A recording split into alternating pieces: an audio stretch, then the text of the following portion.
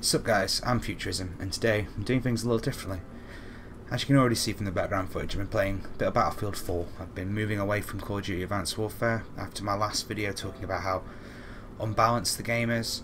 I've changed what I'm going to do. I've actually made a difference in my gaming and made a change rather than just playing the same old shit. It's been a while since I last uploaded. I really wanted to wait for the E3 binge to get out of the way, let people basically take in a lot of information, because there's been a hell of a lot of stuff said.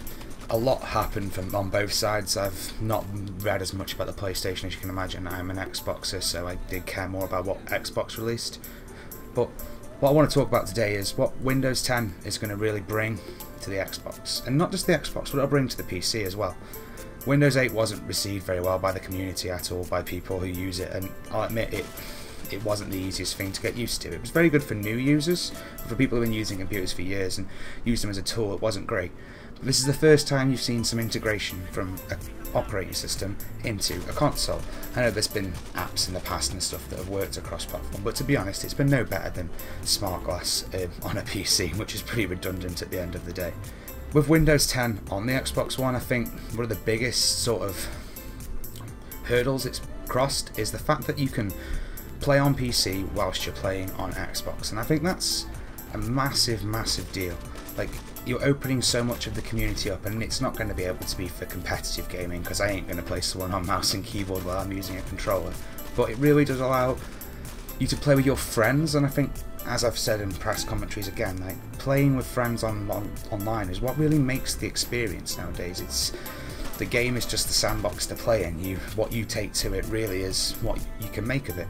And I think that being able to do that, and I think they demoed it on Fable Legends, and I'm not a big Fable fan, but there's other games out there like storyline based games, even just basic games. Like, I play a lot of Chariot, which was a free game on Gold, and that's co-op, and if you can play that across PC to stuff, like, it just broadens the horizon. It means you can do more with every game. And I've already talked about how games have such a short shelf date. It's because it only exists while the community's there, and I think with PC games they have a lot longer shelf date because people aren't as quick to drop it.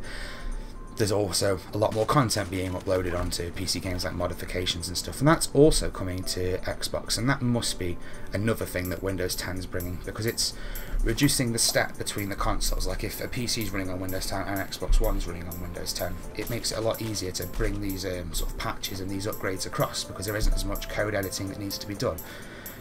Also, if you're looking at it, it's also going to bring some alpha and beta games, like greenlight games off Steam kind of thing, where you're going to get access to games in alpha. There's already a couple you can look at on the store. I think Elite Dangerous is one, and The Long Dark or something the other one's called, but they both look pretty good, and I don't know what else is going to come to it, but it's hopeful for the console. It's broadening its horizon and giving you more choice, and I think that really will make a difference in also sales of the console, because if you can bring some PC gamers to the console market, and easily as that it can be done with the Xbox, it could help improve their sales, because obviously PlayStation did take a massive amount with the PS4, I mean PlayStation, Sony themselves, and I think that also contributed to them getting Black Ops 3, but I've talked about that in a podcast before and I don't want to get onto that again.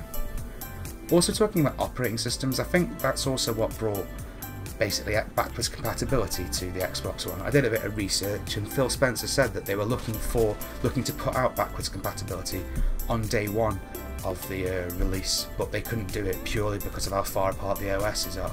And if you look, that they've upgrading 360 to Windows 8, and when that was happening, and when I noticed that in the news, it made me think, why are they doing that? Because why would a company spend a lot of time trying to improve a console that basically is redundant and they've already replaced? Like, when anyone makes anything nowadays, it has a planned obsolescence. It's got so long on the market, and for them to put such a big upgrade into an older piece of technology really goes to show that that's what they were trying to achieve with the backwards compatibility. And I've only played a bit of it, but it is a nice addition to the Xbox One and the experience that you get from the Xbox One.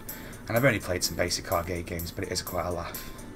I've talked a lot about what Microsoft have added to the console as means of communicating with a computer, but there is basically some facts I want to crunch out about what the operating system is going to bring itself.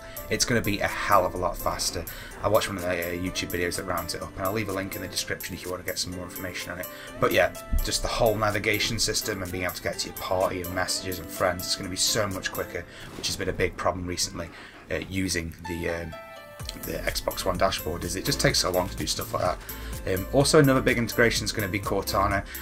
You can actually also almost use real world like sentences, I should say, rather than commands. You're going to have to speak a bit more varied, and you'll be able to get through it, and stuff like adding people to parties, uploading clips to your activity feed and everything like that. It's going to be seamless within gameplay without you having to move in and out and have that transition.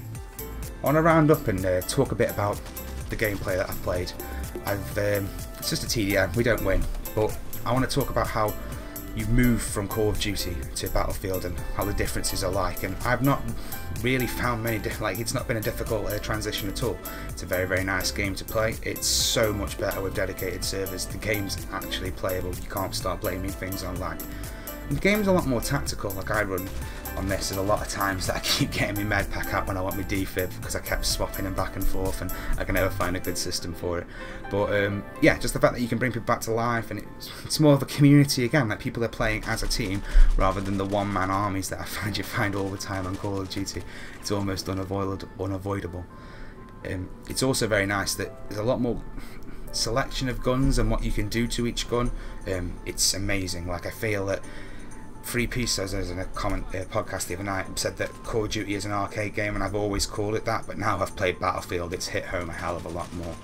There's a lot of positives in Battlefield, as in every negative you have about COD it pretty much fixes, but you do lose that fast-paced gameplay. Like I played a bit of TDM, I've not broken into Conquest and the other game types, but it really does show that it's nowhere near the pace of Call of Duty. You can play it quite quickly, but the game wants you to take your time, take your shots, and as I've tried to do here, I didn't do on a bad score. I'm not amazing. Like I said, I'm only level 13, and I've not played a lot of Battlefield 4 yet. I've had it since day release, but I've never really played it.